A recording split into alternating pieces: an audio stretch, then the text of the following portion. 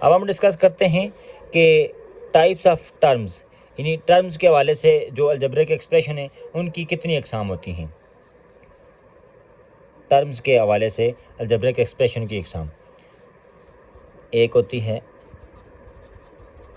Monomial, एक होती है बाइनोमियल और तीसरी होती है ट्राइनोमियल। मोनोमियल की क्या तारीफ है? ऐसा अलजेब्रिक एक्सप्रेशन कि जिसमें एक ही टर्म हो, मिसाल के तौर पर सिर्फ टी, देखें एक ही टर्म है, मिसाल के तौर पर 9s एक ही टर्म है, कोई इसके बाद +1 -2 ये चीज़ नहीं लिखी हुई, तो एक ही टर्म है।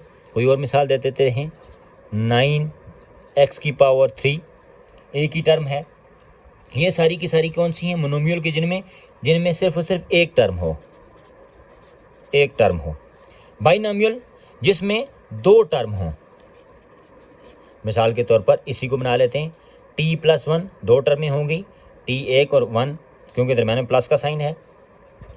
9s-9 एक 9s हो गई, दरम्यान में चूँकि माइनस का साइन है और हमें पता है कि दरम्यान में प्लस का साइन हो या माइनस का साइन हो तो टर्म में इजाफा होता है, तो ये दो टर्में होगी।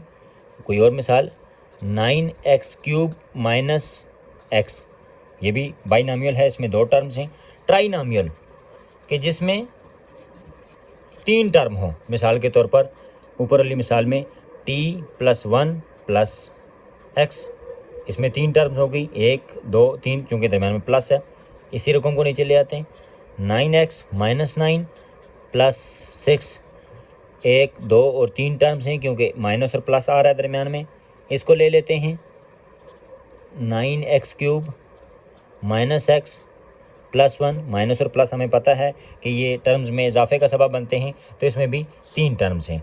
तो हमने पढ़ा कि टर्म्स के वाले से अलजेब्रिक एक्सप्रेशन की तीन इकसाम हैं। एक होता है मोनोमियल जिसमें एक टर्म हो, एक होता है बाइनोमियल जिसमें दो टर्म्स हों, और एक होता है ट्राइनोमियल के जिसमें तीन टर्म्स हों।